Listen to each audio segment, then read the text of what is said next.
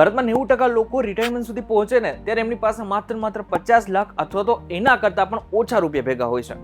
પરંતુ મહત્વની વાત તો એ છે કે એવું નથી કે એમને ખોટા પૈસા કમાયા છે અથવા તો ઓછા પૈસા કમાયા છે. તેમને બધી જ રીતે સારા પૈસા કમાયા છે, પરંતુ ઇન્વેસ્ટમેન્ટની જે રીત હતી એ ખોટી હતી. એટલા માટે થઈને તેઓ ત્યાં સુધી પહોંચી જ ન શક્યા, તેઓ કરોડપતિ બની જ ન શક્યા. મહત્વની વાત તો એ છે કે કરોડપતિ બનવા માટે તમારે બહુ બધા પૈસા કે લાખો રૂપિયા જોઈતા જ નથી હોતા. માત્ર 10,000 રૂપિયા જોઈએ છે ને 10,000 રૂપિયાથી તમે ડાયરેક્ટ કરોડપતિ બની શકો છો. હવે 10,000 રૂપિયાથી કઈ રીતના કરોડપતિ બનવાનું છે એ જો તમારે જાણવું હોય ને તો ધ્યાનથી સાંભળજો. હું તમને એક વાત કહું.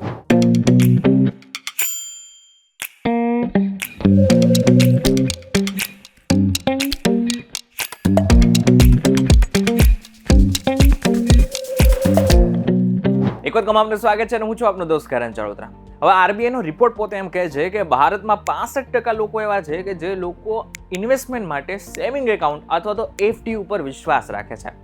જ્યારે આમ જોવા જાય તો એફડીમાં તમને રિટર્ન કેટલું મળે છે? 3.5% આસપાસ. એટલે કે એટલું જ ઇન્ટરેસ્ટ તમને મળી શકે છે. પરંતુ એકચ્યુઅલમાં ઇન્ફ્લેશન જે ભારતમાં દર વર્ષે હોય છે એ 5 થી 6% આસપાસ હોય છે. એક બાજુ ઇન્ફ્લેશન 5 થી 6% અને આ બાજુ તમારી જે સેવિંગ્સ છે એ લગભગ 3.5% આસપાસ. એટલે કે એટલું તમને વ્યાજ મળતું હોય છે. એટલે આમ હિસાબની ગણતરી કરો તો એકચ્યુઅલમાં તમને નુકસાન થઈ રહ્યું છે. હવે તમને થતું હશે કે એફડીમાં કેટલાક વર્ષો બાદ તો ચોક્કસથી પૈસા ડબલ થાય છે ને, આમાં તો આપણો સીધો ફાયદો છે ને. હા, નો ડાઉટ આમાં ફાયદો છે, પરંતુ રૂલ ઓફ 72 તમે સમજી લેશો ને તો તમને ખબર પડશે કે એકચ્યુઅલમાં એફડીમાં રૂપિયા ડબલ તો થાય છે, પરંતુ બહુ જ મોડા થાય છે. હવે રૂલ ઓફ 72 શું કહે છે? 72 ને તમારા જે વ્યાજ દર સાથે ભાંગો ને એટલે તમને જે મળે ને એ છે પૈસા બમણા થવાનો સમય. એટલે કે સેવિંગ એકાઉન્ટમાં જો 3.5% સુધીનું વ્યાજ મળતું હોય તમને એટલે અંદાજે લગભગ 20.5 વર્ષ લાગે પૈસા ડબલ થવામાં. જો એફડીમાં રોકો જેની અંદર 7% જેટલો ઇન્ટરેસ્ટ મળતું હોય છે એની અંદર એકચ્યુઅલમાં તમને 10 વર્ષમાં પૈસા ડબલ મળી શકે. મ્યુચ્યુઅલ ફંડમાં જો 12% મળે તો 6 વર્ષમાં તમને ડબલ પૈસા મળી શકે. અને જો એગ્રેસિવ પોર્ટફોલિયો હોય 15% હોય તો લગભગ 5 વર્ષની આસપાસમાં તમારા પૈસા ડબલ થઈ શકે છે. એફડીમાં 10 વર્ષે પૈસા ડબલ થાય, જ્યારે મ્યુચ્યુઅલ ફંડની અંદર લગભગ 6 વર્ષની અંદર. પરંતુ મહત્વની વાત તો એ છે કે જ્યારે લાંબો ગાળો જતો રહે ને એટલે કે લગભગ 30 થી 40 વર્ષ જતા રહે ને આ બાદ બહુ જ મોટો ફેરફાર દેખાશે. જ્યારે મ્યુચ્યુઅલ ફંડની અંદર તમે થોડા વર્ષો બાદ કરોડપતિ બનવા જતા હશો ને ત્યારે એફડીની અંદર તમારી પાસે થોડા પૈસા જ હશે. હવે આપણે એ પણ વાત કરી લઈએ કે ખરેખર તમારે કરોડપતિ બનવું છે અને માત્ર 10,000 રૂપિયા જ મહિને રોકવા છે તો ખરેખર એકચ્યુઅલમાં તમે કરોડપતિ કઈ રીતના અને ક્યારે બનશો? જો તમે સેવિંગ્સ એકાઉન્ટમાં પૈસા રોકો છો તમને બધાને ખબર છે કે 3.5% સુધીનું વ્યાજ તમને મળી શકે છે અને 1 કરોડ કમાતા લગભગ તમને 40 વર્ષ અથવા તો એના કરતાં પણ વધારે વર્ષ લાગી શકે છે. જેની અંદર તમારું કુલ રોકાણ 48 લાખ રૂપિયાની આસપાસ હશે, જ્યારે વ્યાજની કમાણી 52 લાખ રૂપિયાની આસપાસ હશે. જ્યારે જો એફડીની વાત કરીએ તો 7%નું રિટર્ન મળે છે, જેની સામે તમને 28 થી 30 વર્ષમાં તમે કરોડપતિ બની શકો છો. જ્યારે કુલ રોકાણ 36 લાખનું હશે અને વ્યાજની કમાણી લગભગ 64 લાખ રૂપિયાની હશે. મ્યુચ્યુઅલ ફંડમાં જો તમને અંદાજે 12%નું રિટર્ન મળે ને 1 કરોડ કમાતા લગભગ 20 વર્ષ લાગે, જેની અંદર તમે કુલ રોકેલા રૂપિયા હશે 24 લાખ, જેની સામે તમને વ્યાજની કમાણી થશે 76 લાખ રૂપિયાની આસપાસ.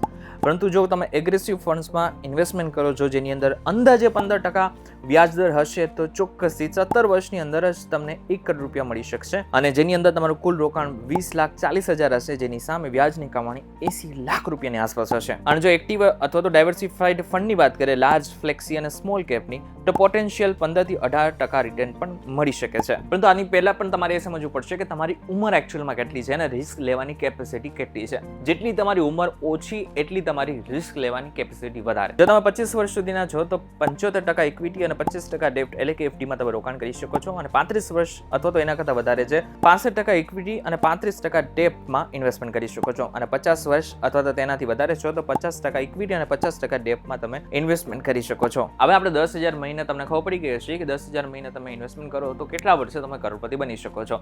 પરંતુ જો તમે સ્ટેપ અપ એસઆઈપી કરો છો એટલે કે દર વર્ષે થોડા રૂપિયા વધારો છો એસઆઈપી ની અંદર ઇન્વેસ્ટમેન્ટ કરવાની શરૂઆત કરો છો તો ઘણી બધી એવી ચાન્સીસ છે કે જેની અંદર તમે કરોડપતિ બહુ જ વહેલા થઈ શકો છો. જો તમે સ્થિર એસઆઈપી કરો છો જેની અંદર અંદાજે 15% જેટલું વ્યાજ તમે માનો છો તો માસિક 10,000 ની એસઆઈપીમાં તમને લગભગ 17 વર્ષમાં કરોડપતિ બની શકો છો. પરંતુ સ્ટેપ અપ એસઆઈપીમાં માત્ર 5% એક્સ્ટ્રા કરો એટલે કે માસિક તમે 10,000 રૂપિયા રોકો અને વાર્ષિક 5% નો વધારો કરો તો તમે 14 વર્ષની અંદર જ 1 કરોડ સુધી પહોંચી શકો છો. જ્યારે સ્ટેપ અપ એસઆઈપીમાં 10% નો વધારો કરો એટલે કે માસિક એસઆઈપી 10,000 રાખો અને 10% વધારો કરો તો 12 થી 13 વર્ષની અંદર જ તમે કરોડપતિ બની શકો છો. હવે એક બહુ જ મોટી વાત છે, જેટલી તમે એસઆઈપી વહેલી કરવાની શરૂઆત કરશો, જેટલું વહેલું ઇન્વેસ્ટમેન્ટ કરવાની શરૂઆત કરશો, એટલો જ તમને ફાયદો છે. 20 વર્ષની ઉંમરે તમે શરૂ કરશો તો 40 વર્ષે તમે 1 કરોડ સુધી પહોંચી શકો છો. 25 વર્ષની ઉંમરે શરૂ કરશો તો 45 વર્ષ, અને જો 30 વર્ષની વયે શરૂ કરશો તો 50 વર્ષે તમે કરોડપતિ બની શકશો. હવે આ 3 એવા ગોલ્ડન રૂલ છે કે જે તમારે હંમેશા યાદ રાખવાના છે. સૌથી પહેલો 50-30-20 નો રૂલ.